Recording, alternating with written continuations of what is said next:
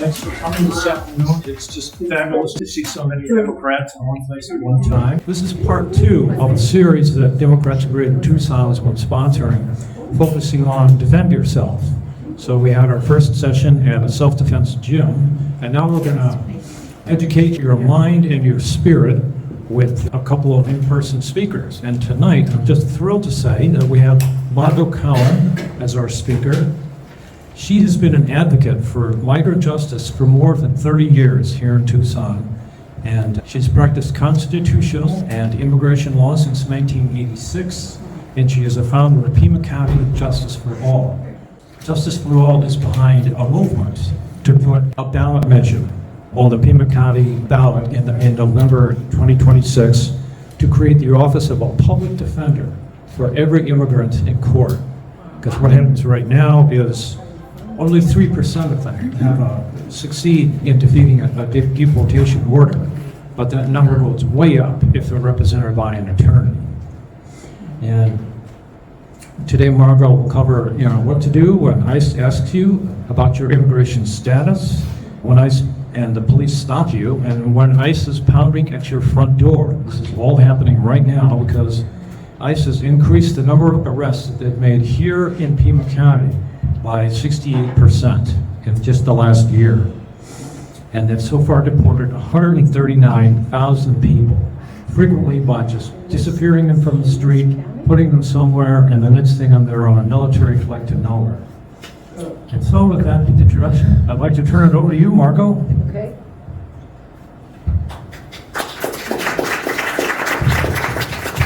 Thank you very much, Liz. I'll warn you all, but I think most of you might understand. I have old lady knees. Some of you understand, huh? Yeah. We'll see how this goes when they have to indulge me to sit down for a minute. Thank you so much for asking me to come tonight. What I'd like to do really is give you an overview of what's going on in our community. I'm sure we all see the news, we see what's going on around the country, but we don't see much about what's going on in Tucson. And I think it's important that we all know what's going on in Tucson. Keep Tucson Together has been around for, seems like forever, for many years. And so we serve the undocumented community and families who have some members that are undocumented and others that are U.S. citizens. We've been through several presidents, and so you can tell when there's a change in public policy. Gosh, I was indicted in 1975 on a 52-count federal felony indictment that said if you do anything for undocumented people, you're aiding and abetting felonies.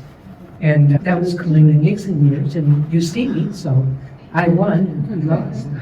But it's something that just historically in our country goes up and down and up and down and up and down. There have been legalization, not really amnesty. Amnesty connotes that you're forgiving someone for their sins, which is not true when they carry our honey on their back. But there have been legalizations in the United States in 1924, 48, 76, and 84, 72 and 86. And that's really interesting because the cycles, it's the same immigration law. The same immigration law that was created in 24 is the immigration law that's in effect today, with various horrific amendments, nothing that supports families. But it's interesting that just periodically the way that we deal with people that are our neighbors and we go to church with is that periodically we say, okay, we're going to forgive your sins and you can all stay. But it's been a long time since we've taken that policy, since 1986. And so the result is that certain pieces of our economy depend on undocumented workers, and they just do. And it's obviously agriculture, construction, some factories, meatpacking houses, all sorts of various categories. And if those workers weren't here, our economy would collapse. It was huge holes. And so that's a backdrop. And let's zoom quickly to where we are today, at least in Tucson, Arizona. I'm sure you've seen on the news what's going on in DC and what went on in LA and all around the country. And I want to share with you a little bit of what's going on in Tucson. Probably the beginning of June, I think, I got a call. We have a clinic that's at Pueblo High School every Thursday night. A free clinic, a free clinic. It's been going on for, again, about 20 years. And all volunteers, like I can make you all volunteers in a couple of hours, that help people fill out forms who want to immigrate their spouse. The spouse is already here, how you do that. Or grandmother wants to become a U.S. citizen, or a DACA person needs to renew their DACA status, or the work permit's expired, or all sorts of stuff. And lately, we continue to do that. We've done over the years, originally about 7,000 DACA students from Tucson here. And what's great about that is, although now this administration wants them all to voluntarily deport, but what's great about that is today we only renewed about half of those, because the other half married U.S. citizens or had U.S. citizen kids or changed their category in some way, and now became lawful permanent residents, and many of them became, after being lawful permanent residents, United States citizens. And so that kind of stuff is some people, and I'm not critical, it's just a fact. Some people sell knowledge, others share it, and share it with a spirit of, if I share it with you, I want you to share it with everybody that you know. And that's the way that we educate community. And so our DACA gang have just been incredible, just incredible, in terms of bringing their family members into the clinic, regularizing their status when they can, often volunteering to prepare forms, that kind of stuff. And some people consider it like a wild idea or foreign or something, that you can't share knowledge so that community serves community. But like, why not? It does. It's possible. And it's powerful. It's really powerful. And it is not just the form that somebody filled out. It is si se puede in its finest moment. You don't have to feel like you can't do this. Give me 10 minutes. You can do it with all these other ones. And for real. So that's a really important piece of the work. In my view, it is the most important piece of the work that our clinic does. Much more important than really filling out the forms is breaking down these ideas that folks have experienced all their lives, that they're not good enough to do X, Y, and Z. They are. So that's the heart and soul of the clinic. It took this administration a little bit to get on their feet in Tucson. For us, it began in late May, early June. I got a call from a fellow that I came to a clinic like 10 years ago, and I helped him incorporate his own business and get started and all that. And I could hear in the background, pa, pa, pa. And I said, what's that? What's happening? He said, there's a whole bunch of migra, of ICE agents, at my door, and they're pounding and pounding. What shall I do? And I said, how old's your son now? Because the last time I saw him, his son was like 10 or something. Well, he was 20, and a U.S. citizen. So I said, have your son go outside and see what they need. Just ask them what they need. So son went to go out the back door, and that was when they broke down the front door and crashed in, and then I heard screaming and yelling, people being thrown around, foam on the floor. But I went to their house, and there were probably 30 ICE and various pieces of ICE officers there. The whole block was blocked off. They had him chained to a border patrol truck, and they had his wife, who probably weighs 90 pounds and is a diabetic, chained to another truck, and they had the 20-year-old U.S. citizen chained to another truck. Thank goodness that the two little girls who were in elementary school had already been taken to school. Because you don't get burned like that. Your psyche, your heart, your soul doesn't get burned like that, and then it just goes away. You got that for life. Taxes for every year since the year that they came in. Like that's how you define an upstanding citizen. Right? Yeah, he's still living. And I guess there were a series of these, and I'm sure that there are many more, and I just don't know about it. There was one involving a fellow who he lives not really more around Costco on the south side, the Costco on the south side, but in those homes that are on the east side of whatever that road is that goes into Costco. The Vistas, yeah. Yeah, and great guy, works in construction, and he had already gone to work, and the neighbor woman, who's a precinct committee woman back then, lives on the corner, and saw these ICE guys pull up at the end of the block, get out of their marked vehicle, and put on Tucson electric jackets over their ICE uniforms. This lady went berserk. She went berserk. And she started screaming and yelling, "Get out of here." And all the neighbors came, and they didn't even get up to knock on the door.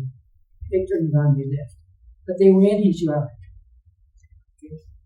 And so I met with he and his wife, and she's a U.S. citizen, has a petition in process, and the same thing. Now he's moved out of the family home. She's there. They have a child that's over the age of U.S. citizen child, I think is 22. It's there with mom. They really can't see each other because they're going to follow mom to see where he is. Now, why are we doing that? In our name. Why are they doing that in our name? With our money.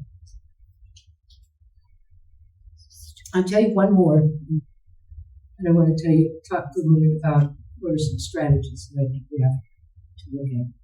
The other one that really got me, and that was right after the one that I just described, is ICE came to a woman's home where grandma lived, her daughter, and grandma.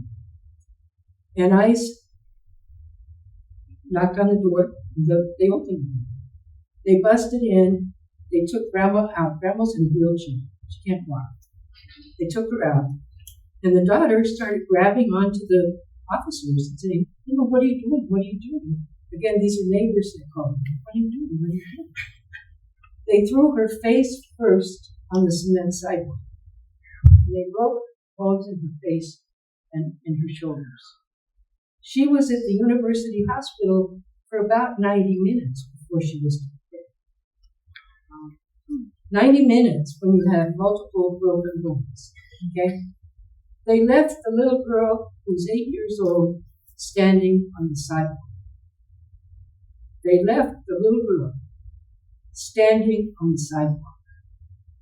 Now, if it wasn't for the neighbors that all came rushing out, and one of them happened to know me, I didn't know this family, one of them happened to know me, and called, they took the child in. The child terribly traumatized. She'll never forget this, forever. It's like a brand on the body. Burden. We still don't know where grandma is. We still don't know where mom is.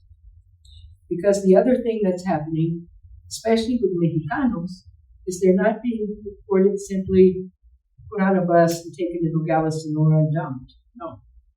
They go all the way down to Guatemala. One of them we had deported to Brazil.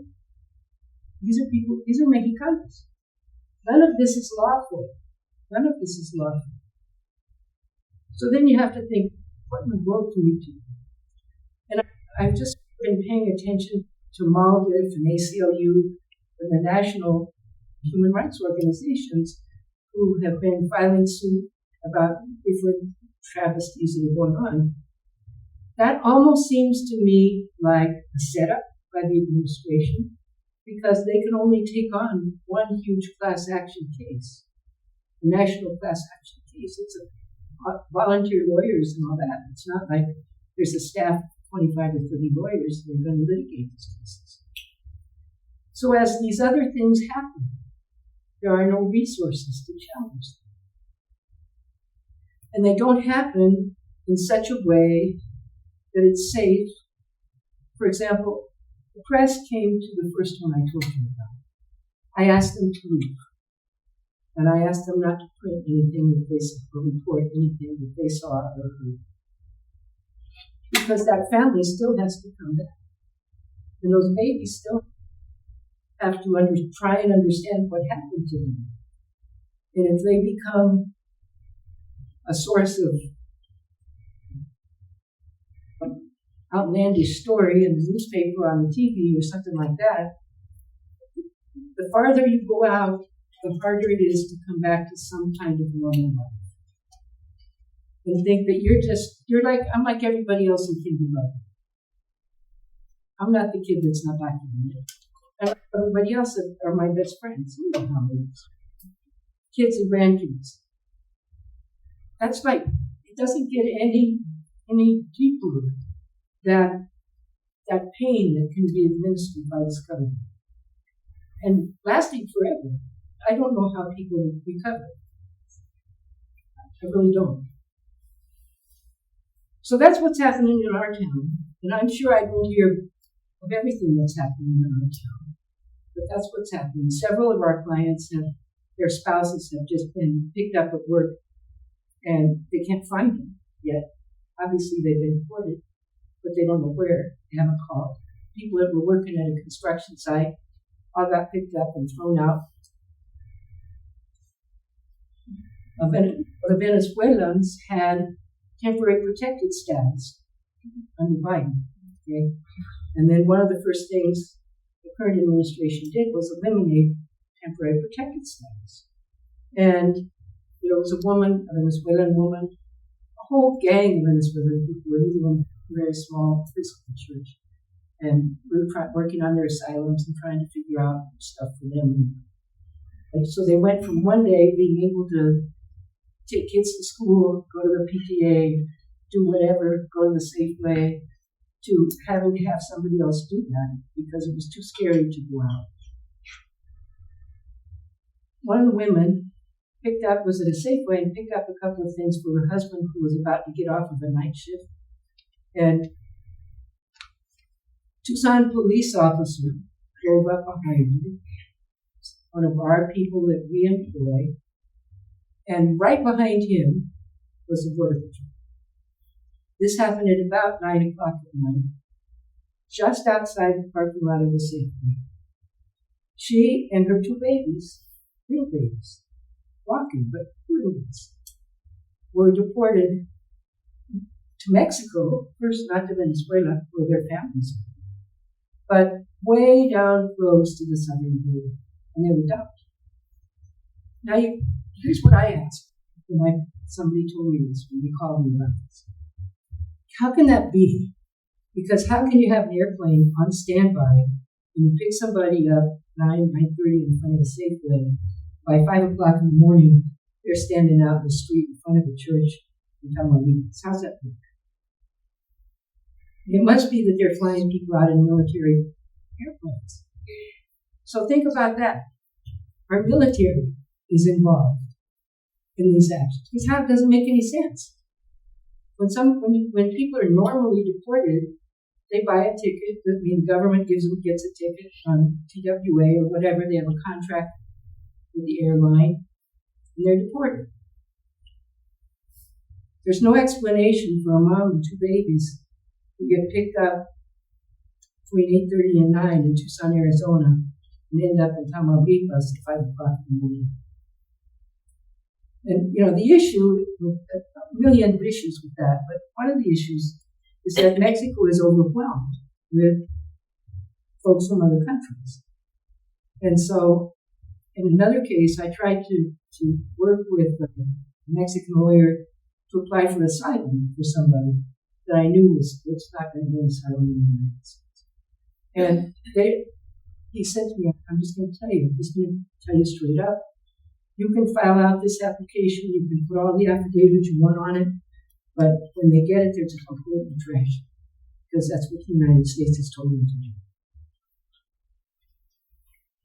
So these, in all of the years that I've done this stuff, this is the ugliest that I can remember. Because no hay salidas. There's no way out. Leave your home country because your conditions are horrific.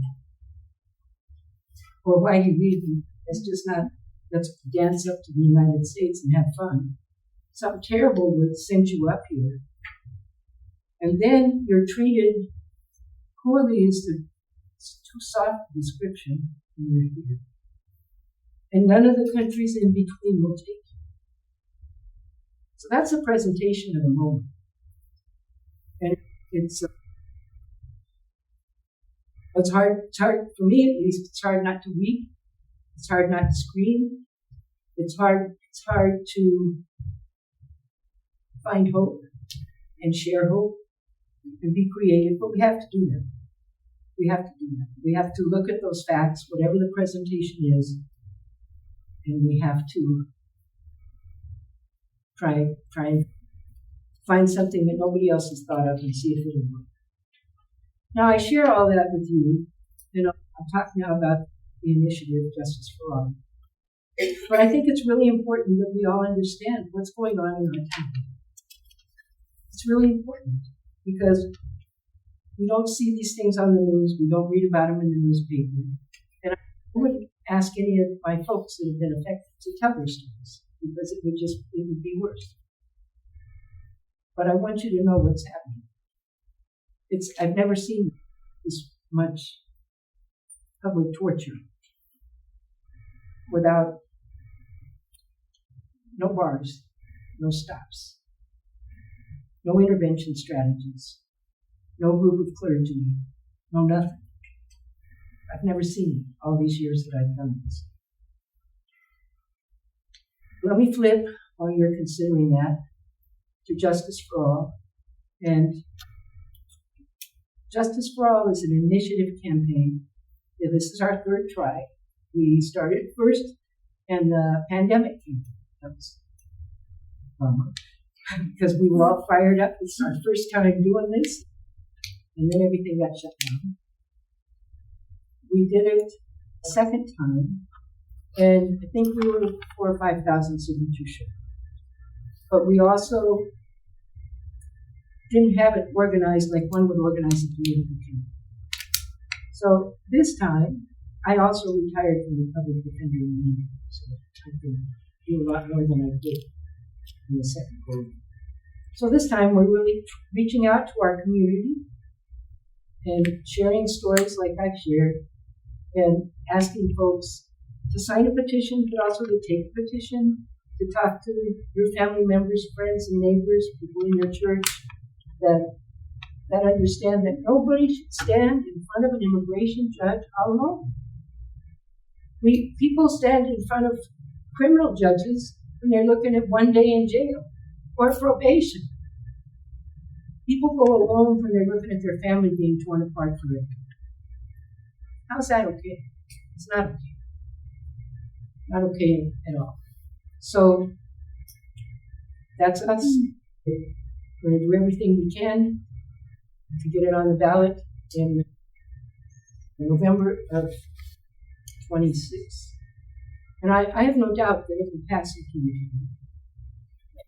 And then what will be very interesting is the court will no longer be able to hold it, because there will be lawyers for everybody. And so they won't be able to say, holler, use condescending language. I don't care about that. It's just what goes on. I encourage all of you, anybody, who can't really believe that immigration court could be as cool as it is, go listen to one. Go listen to one. Give me a holler, and I'll tell you when we have an asylum case coming up. Terrible things happen to people in their country of origin, and the judge decides it wasn't that bad. Thank goodness that still we're able to litigate at the first level. Remember, this is administrative. This is not criminal. The first level, and then if the case is denied, we go to something called the Board of Immigration Appeals. And because so many deportations are being pushed in the system, the volume of cases at the Board of Appeals is backlogging very fast. That's good for us. And then we always go to the Ninth Circuit. So at this point where we are, is we can tie these cases up until this guy leaves office. Okay? So you try and have a strategy that you win on the merits, because when you hear the cases, you hear what's happened to people and the suffering. They should win on the merits. But if you can't win on the merits, you win on manipulating the system. And that's what we're very good at. So we can drag them out forever. And if we get a denial some way, we say, we have to have a remand because you forgot to that. There are things that if I was in private practice, I couldn't do that because I would have to charge you $1,000 for saying you missed a thing across a key. But when you run a community clinic, you're free. Your imagination is free. Your courage is free. There are no limits. Okay? Our limits are our creativity and our passion for people in our community. And it's very important not just to share knowledge, but to incorporate people into what's happening because they themselves have gifts to give to their community. I'd love to have construction guys come in. Because I say, how many people are in here working on your site? Oh, goodness, there's this one, plumbing, this electric stuff. So maybe 30, 40 guys. I want you to do me a favor. But you got to promise to do this favor. Will you do it? Say yeah before you know what the favor is. Okay, I'm going to tell you what the favor is. I want you to get all those guys together. And I want you to tell them what I've just told you. And if you have any questions, you holler at me, and then we'll get together again. But the idea is to share, to demystify. People think, I'm not good enough to have a lawyer because I don't have money. No, knowledge is free. You got to figure out how to share it. And so every time there's a handle, you get the handle. I want you to find 10 guys. You meet with them first and tell them what we're going to do. Then you say, we're all going to get together. And people all of a sudden feel like they have control over a horrific thing that's going on in their community and in their life and to the people that they love.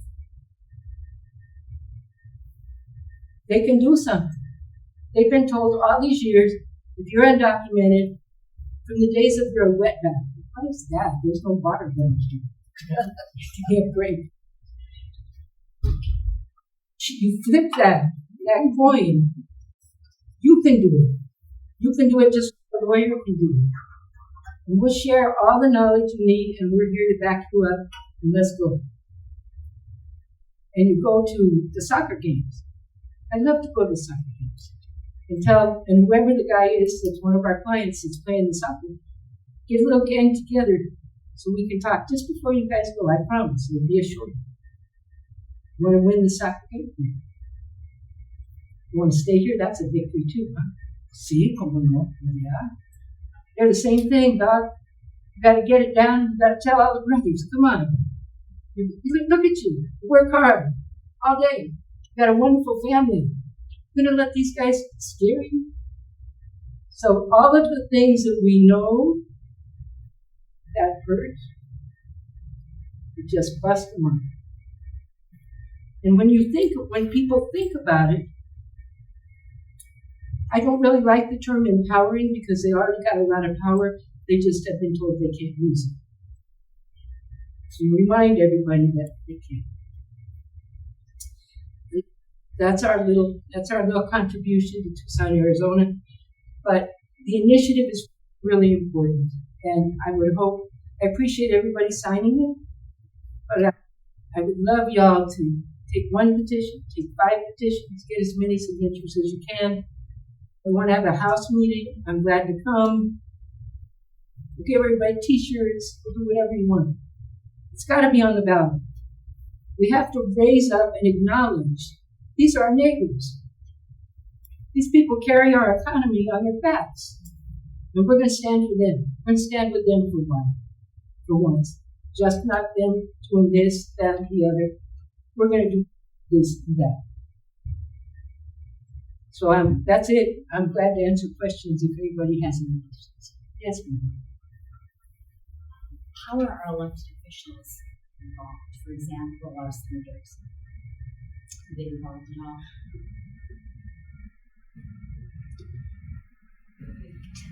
Kelly's a real straight arrow and not a bad guy. the way that he helps is when there's a case that's stuck, and I've tried every which way because I know that we're right and the government agency is wrong. He's willing to intervene. But when somebody's been deported without a hearing, everybody has entitled to a hearing. So all these people that are just being deported on the spot, they already have their civil rights and their legal rights violated. They should already be readmitted to have a hearing and see whether or not they qualify and get in the line of appeal and all that kind of stuff. He won't buy on that. He won't. And our other senator is a little bit skittish about immigration. Is there, remember Margo back in the 1980s when the sanctuary movement happened, and that's when folks from Central America, there was a big civil war there, and they were all coming up, and Tucson originated the sanctuary movement over at Southside Presbyterian. With John 5.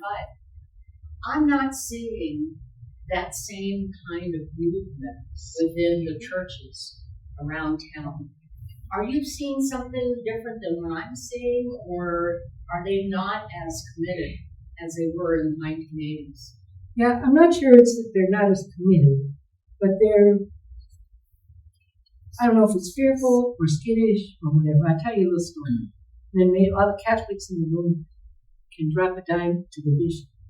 So Bishop Buchanan and I have known each other for 10,000 years. He's a real solid guy. And he, the former bishop, was made a Monsignor, and the bishop came out of retirement to take his spot until another bishop was appointed. So I went and met with him a couple of weeks ago, and I said, look, I'm going to write a pastoral letter for you, and I want you, and the Pope has designated either 5 days or 2 days in October as International Week of the Migrant. So it must be the week.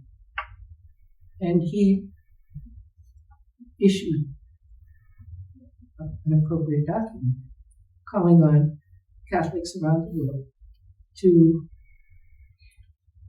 pray but also be active and be involved in support of migrants.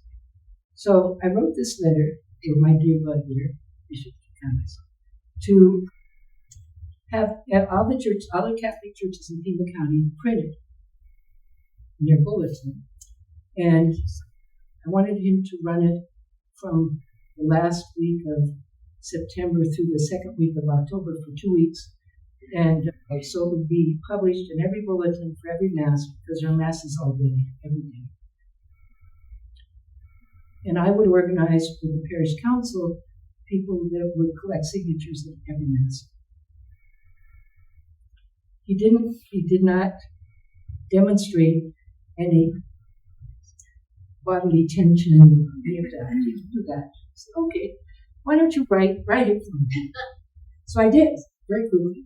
He delivered it with a T-shirt, one in English, one in Spanish, his size, and signed. And I gave him 2 days to call me, and he didn't call me, so I called him. And the secretary said, I can't really talk to you now, you can't take the call. So I gave him a couple more days, and I called again, and he hasn't called. So probably this next week, I won't have a sit-in, but I will go to the cathedral and tell the secretary, I'm not very busy today, so I can just wait till next time. So he's been less than... He's been every other time I've had, when he was the bishop, not retired, he and I did incredible stuff he was a long time bishop, 20 years left. But it may be because he doesn't, since he's just acting, he wants to wait until bishop that's going to really be the bishop to come and make a decision. It might be that. But he knows that I wouldn't give up. So we just keep on. And then the Episcopal bishop is really gung-ho, Episcopal bishop for the Diocese of Arizona. So she's the next target. The Catholic Church has got zillion members. And they could put us over, there are 400,000 Catholics in Pima County. They could put us really close to that 80,000 number alone, and then we get cream in the coffee with everybody else. But I think this one. In terms of the petition, if it passes, Yes. what's the implication? In other words, because you talked about lawyers that Sure. being available, Yeah. my understanding is there's a shortage of lawyers to begin with. They would create, so like I said, I was a public defender for 20 years. This special unit would be in the public defender's office. So there would be however many public defenders after one does the analysis about the number of people that are seen in the Tucson court and a ratio to how many people a lawyer should carry, then that would be the number of lawyers that would be hired. They would be Pima County public defenders, and their duties would be to represent indigent people in our Tucson Immigration Court. And funding? Funding would come from the county, because remember, all these undocumented people pay taxes. I know, some people say, pay taxes. Like about the guy that they broke his door down, I asked his family if he paid taxes, and if he did, could I have some copies so I could compare that to the immigration judge? He brought me a thing like this. He's paid taxes every year since the first year he came. That's not an anomaly. I'm not saying everybody does, but everybody that should pay taxes doesn't pay them either. So we just can't say those guys don't pay taxes. A lot of people that, like us, don't pay taxes, and they should pay taxes. And undocumented people really want to pay taxes and want to do everything right, because when there comes an opportunity for them to legalize their status, they want to say, here's my pile of all my taxes, and I'm proud. Is there a vehicle for obtaining the numbers? That the issue of how profound an issue it is Yes. can be massaged a whole of a lot. And I have no doubt that's what our great and glorious leader is trying to do. So is there an independent entity that is how many people are in the court system, how many people have been deported and nobody knows about them kind of thing? Is there a way of getting that information? Well, that's a great question. And in 2019, some of you may know Raquel Goldsmith was chair at the Mexican American Studies Department at the university at that time. And she put together a group of students, graduate students, who did an analysis, produced a thesis. And of the people who came without a lawyer, only 3% won their case. Of the people who came with a lawyer, just under 70% won their case. And so you think, okay, what's the cost? It's a cost-benefit thing. What contribution do those people make to Tucson or Pima County's economy? The chain is long. You could do it in a little box and say there were, I don't know, X number of hearings, paid the judge for X number of hours. You can look at it that way. That's really not what it is. If people are contributing to our economy, that has to be a piece of the puzzle that's considered with the process. This shouldn't be seen as a punitive process. This is just a process. That's all it is. I think it costs more to pay all these private prisons, and that's what's behind all this too, than it would be to pay for the lawyers. So when people have a question about cost, you can maybe broach that subject too. Not to mention the lost wages and lost taxes that they do pay. So it's Yeah. I have two things, but Sure. Senator, You mentioned that Kelly won't bite. Then you said something about the other. Gallego doesn't bite. Kelly talks to you, Okay. and in his office, they're okay. But Gallego's also running for presidency, but you can't have the time to bother with Arizona. He's an arrogant man. Yes. The other one. You mentioned they overstay of administrative violation. Yeah. Google that and read some stuff, but it seemed a little different. Could you explain that again? Yeah, sure. You enter with a visa, and you have, it could be any kind of visa. It could be a student visa. It could be all sorts of visas. You enter with a visa. Could be a priest that's coming up for a year to work in the diocese. Could be all sorts of visas. So you have a visa, and you come up, and it's good for X. And you've been inspected when you came through, but then it expires, and you don't leave. So the violation is a violation of the terms of the visa that you overstay. That's not a crime. It's a violation of the terms of the visa. It's like a driver's license. You get a license and it's good on one birthday and it expires on the other birthday.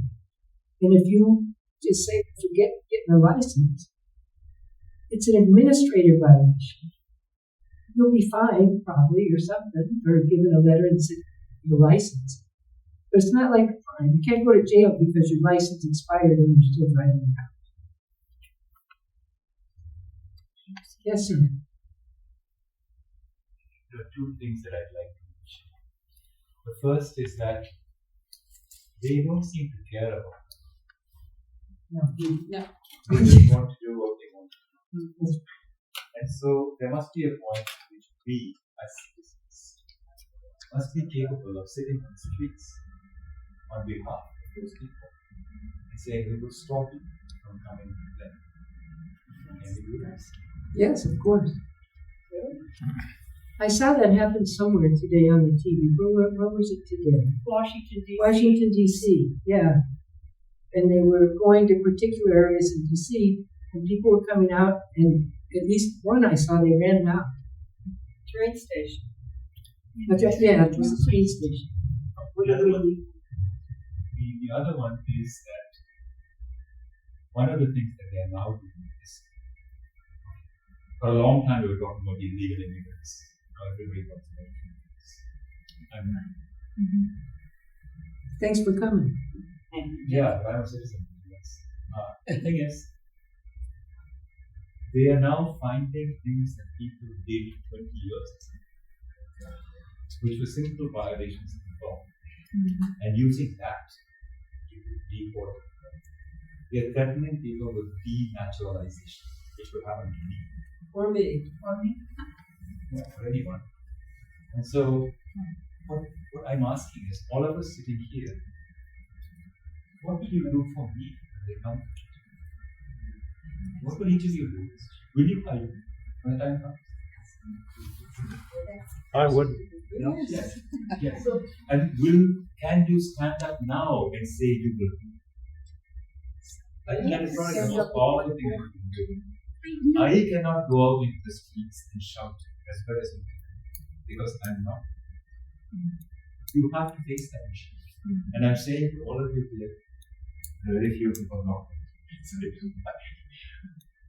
Come out, support me, support us. Stand out and say that you will stand in support of the There were many white people who marched in Selma. Yes. You like this. It's great that the law can be used to help, but they don't give a damn. We have to do something about civil disobedience. It's happening all over the country, though. Yeah. It's actually happening. Yes, here in Pima County in Tucson. No? I'm asking. Okay, of all this gang, who was first? Oh, I Okay, don't think. Oh, I will start on this wall. I mentioned those red cards before. Yes. They was cut to somebody different. What could I read them, I know what's on there, I know do not open the door, do not open the door, break it down. But are they valid, or are they worth passing out? I'm really glad you said that, and we came over and talked Does about it. everybody know what I'm talking about? I wanted, I'll tell you right now, I wanted not to forget, so thank you. What she's talking about is a Know Your Rights card that said you have a right to A, B, C, D, don't have to do this and that. That's the truth, but it's not respected. And I tell people right out, here's what your rights are, but they will not be respected. So maybe there's another way around the corner, because if you engage, I have a right to remain silent. That's when I'm going to get taken to the ground and handcuffed, and I'll be out of the United States before the sun goes down. But there are cases in South Tucson and in the west side. There are 7 cases now. I'm keeping track of them, where those cards really did help. And not only that, they post them on the door, and it's turned back ICE agents. They did not pursue it. They did not go forward. During Trump 1, we published this sign, and maybe some of you, do we have any of them over there? Hold one up at it. Do not enter without a lawful search warrant. And we got out, I don't know, 5,500, 6,000 around Tucson. And some neighborhoods, for example, there might be one family, put it all the way around both sides of the block and the ends of the block. And they really worked. There were 16 times Border Patrol came, or ICE, to somebody's house that was posted. And not one of those times did they even touch the door. Not one time. Now, I don't know about today. I don't know about today. The other thing that I've thought about is that we can't get intimidated. We have to be strong. I think about folks. Is if you put one on the door, is that exact say coming to my house? So that's a target. That's my house. If you see one of those, that's my house. And if it's come to one of us that's a U.S. citizen, native born, does that just mean I know you're holding somebody in here, or I know you're transporting somebody? This is a moment we haven't ever had to confront. We really have to understand that.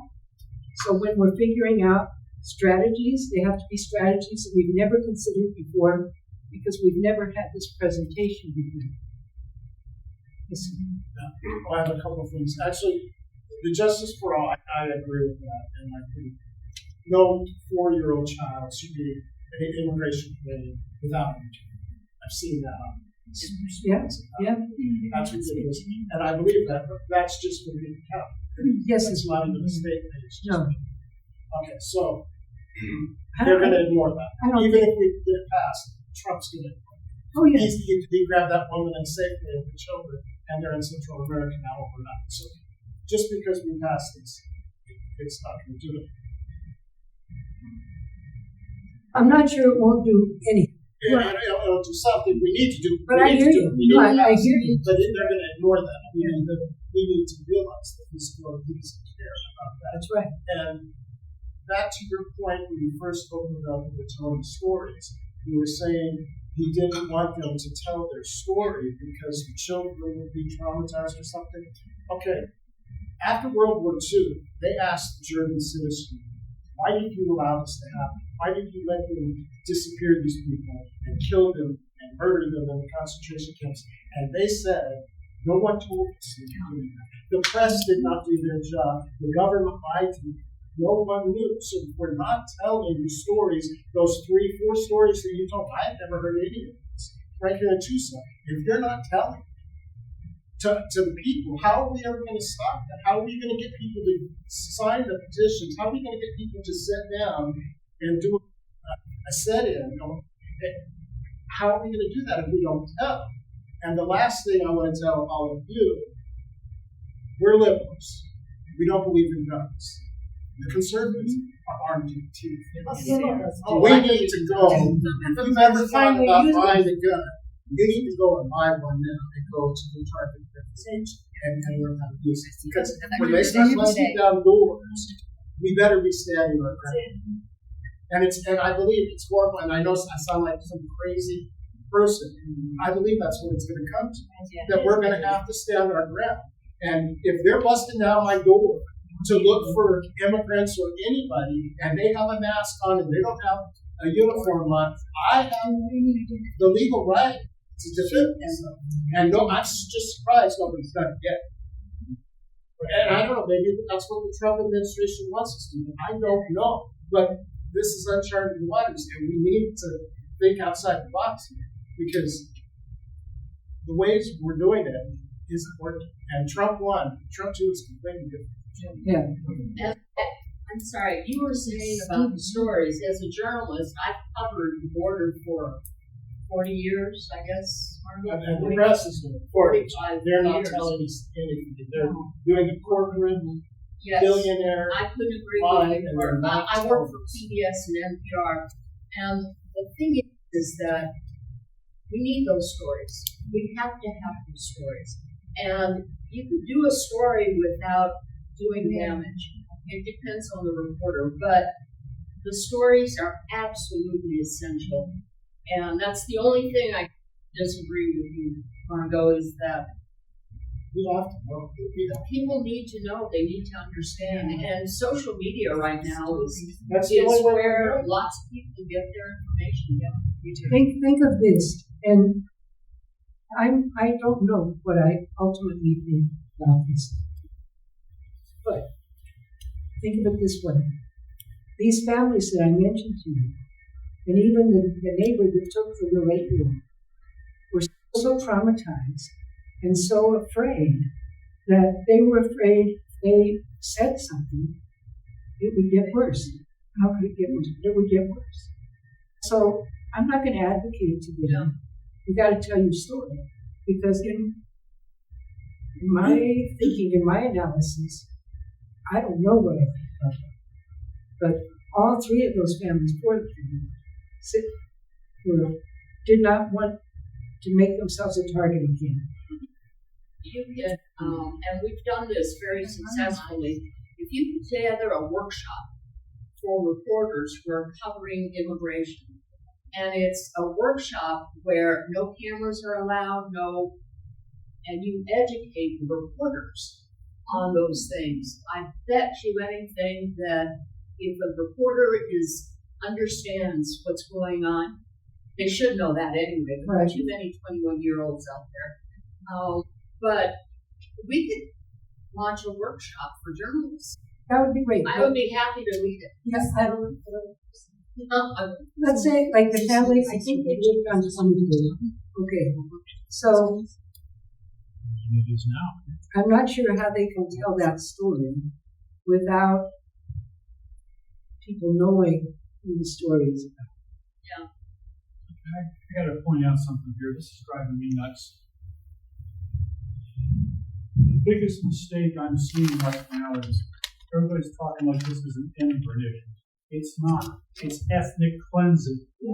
Okay? And this should be how this is presented and pushed back, saying this is ethnic cleansing, this is wrong anywhere you go. Okay? But they keep, it's an immigrant issue. Bullshit. It's ethnic cleansing. Yeah. That's all it is. Okay?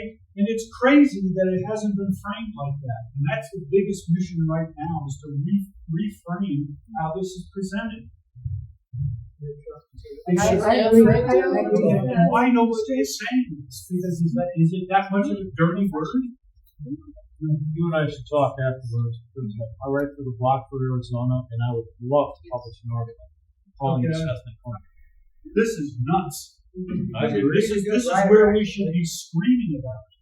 And the other thing is, everybody's still going, we got to do illegal, we got to do this, we got to do that.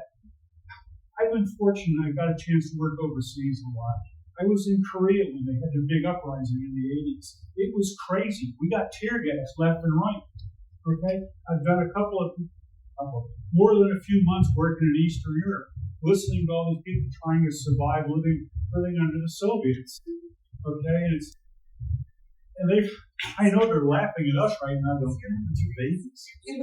Okay? We've had ethnic cleansing for my entire life, and I'm 84. And I got so blessed by the place because I was a clean, pretty Mexican girl. Just to show, look, we've got one clean Mexican girl in our whole school. No, the school was made up almost entirely of us.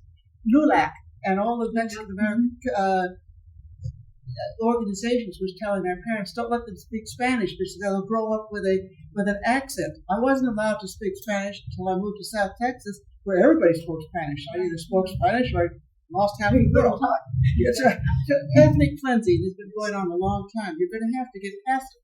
You're going to have to also understand that people my age come from a community where it's a communal society, and everybody Southern Arizona, my cousins when I was growing up, I met somebody and they say, "Oh yeah, my aunt is this to you, and that my grandfather was this to you," and so you've got a long time to overcome. And the United States has a long time of imperialism. I think my family became American because of the Gadsden Purchase.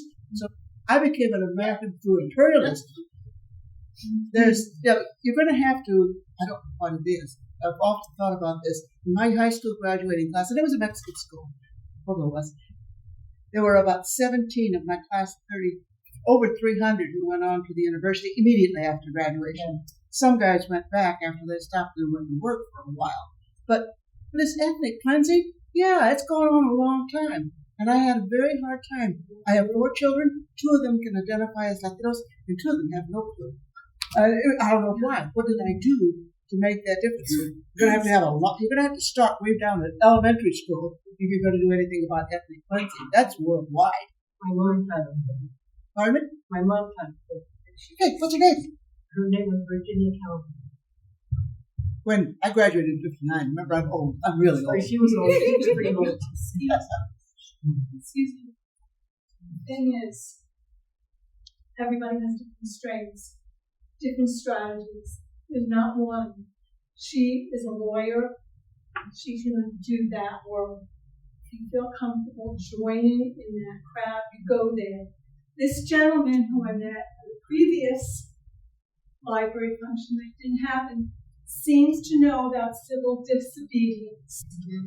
And Gandhi spoke about civil disobedience. There are those of us who will operate at that level. Not everybody can. Sir, you're a writer. You need to do your work. Everyone here needs to decide what is the best strategy for you. There's not one. We need everybody's creative imagination, talents, and expertise. So it's not a matter of, no, don't do that. Do that. That has to happen. Do what you can at the level. But we have to put our bodies on the line, people. This is not about staying in your comfortable home. This is about getting out there for others and putting your body on the line. So I beg of you, this is the time. They waited too long in Nazi Germany.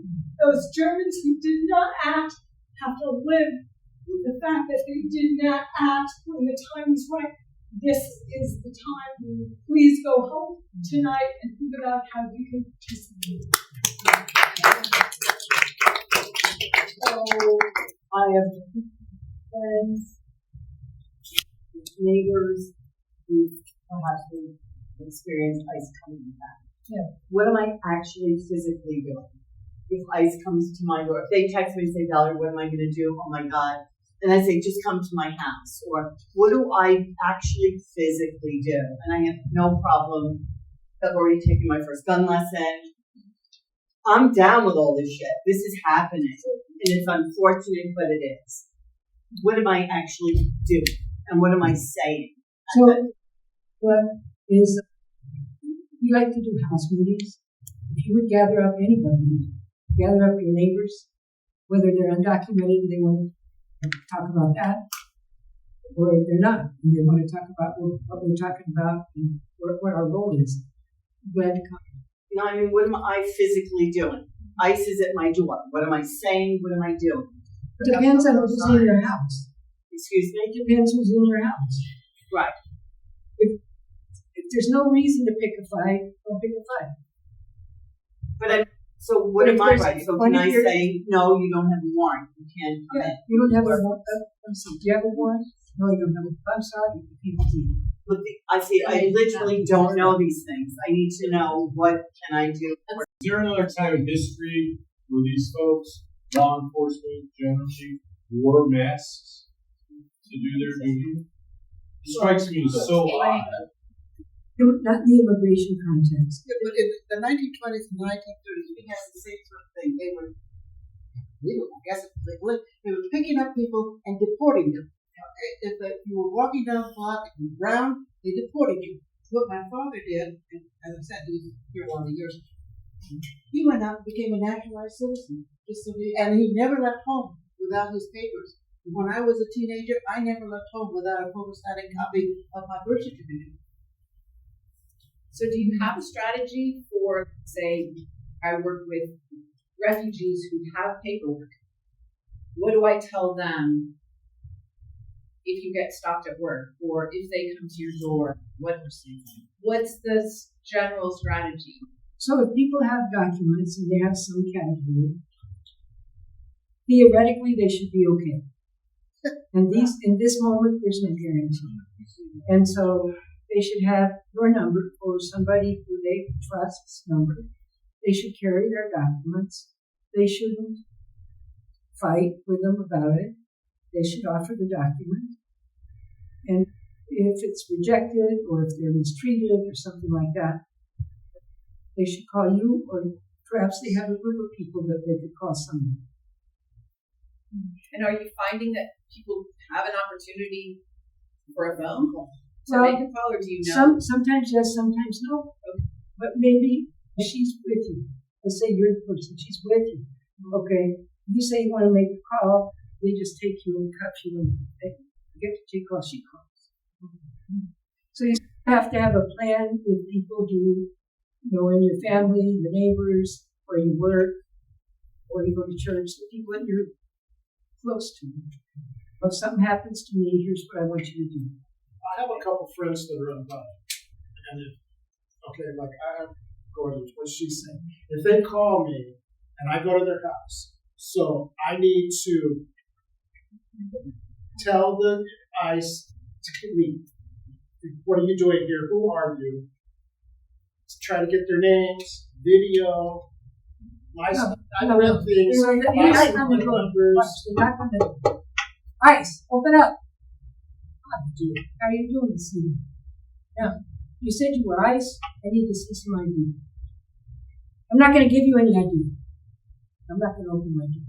And then you have somebody back here who's calling TV stations, photographers, the newspaper, anybody in the world, people at your church, people you work with, the guy down the street. You get a group, you call me. And you get a group of people on the outside. And at least you hope if they're going to break down the door, somebody's out there to see it and take a picture of it. But you don't want to pick a fight until it's obvious that it's a fight. But you need to get your ducks in a row. You need to do this while it's happening so that we can get the people out. Yeah. And there's no Where's the to-do?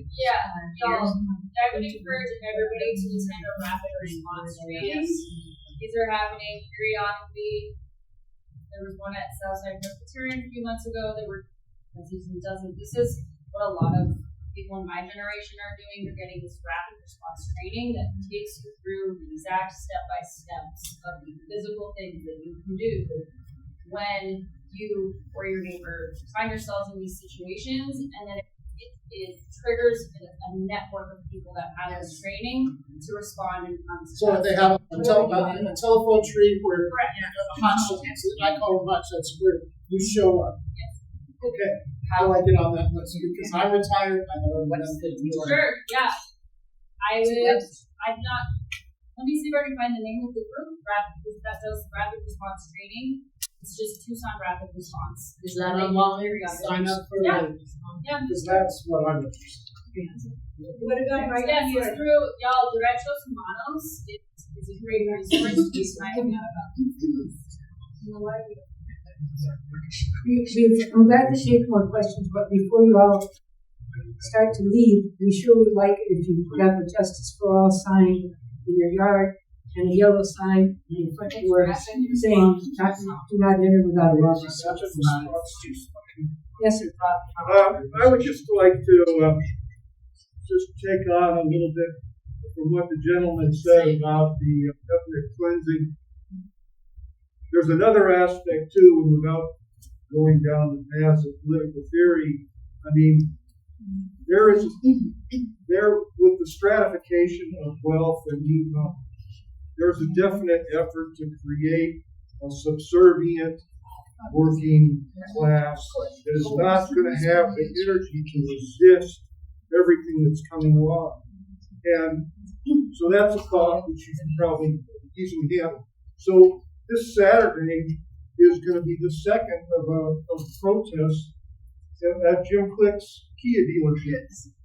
And I think this kind of stuff is really significant in pointing to the class aspect of this. And I think this kind of pressure may be more significant than some other things. See you there. That's Tuesday morning. I think Saturday morning, isn't it? Thank you, Yes. That's the Can you hang on a second. can you repeat again where you have the clinic? Yeah, our office is at 730 South Osborne. And if you know where El Minuto restaurant is, it's just in Carrillo Elementary School, just down the block. And when you come to the first street, you turn west, and Osborne is right there. And you'll see big signs on the blue adobe house that says Justicia para Todos, Justice for All. And what day do you do this weekly, monthly, every Thursday? No, we have both. My office is open every day from about 8:30 to 4:30 or 5, and the clinic is every Thursday, and it's about 5 to 4:35 until there's no more things. That's at Pueblo. No, right now we're not at Pueblo because they're doing something to the cafeteria. Okay, so it's at your office. Yeah, it comes to the office. Actually, I was incorrect about the date and the time for the demonstration at Click. It's Wednesday, August 27th at 8 a.m. at 775 West Wetmore. So I apologize for the confusion. So that's Wednesday, the 27th. That's next week. It's also tomorrow morning. Yes, ma'am. So, Yeah. there's the Florence Immigration Project helping, and the donations to them also are a good thing to do, especially because they're tax credit donations that would encourage people to direct taxes that way. Yeah, the question was about the Florence Project, and is it good to donate to them because they're 501c3? I have to say a little announcement. Keep Tucson Together is a 501c3 as well, if you want to split that little donation. The Florence Project does great stuff. They don't have enough. What happened when Trump took office is he literally threw the Florence Project out of the detention facilities. Because they got an office there, and they represented, they at least prepared everybody for their hearing, and they had criteria in terms of the number of lawyers that they had at their disposal, criteria to take the kids' cases and the most serious, most egregious adult cases and assign lawyers to represent them in their hearings. And then they just, I think it was like within a week or 10 days that Trump came in, they were thrown out of the detention facilities, so they're no longer in the buildings. It makes it tough too, because the only way you know somebody's in there is if a relative calls, or sometimes the person calls, but likely not. A relative calls and says, my son, father, husband, wife is in detention. But otherwise, you don't know they're in detention. So it's really changed what they're able to do. Margo, I want to thank you so much for coming. This has been one of the most incredible meetings I've ever been to.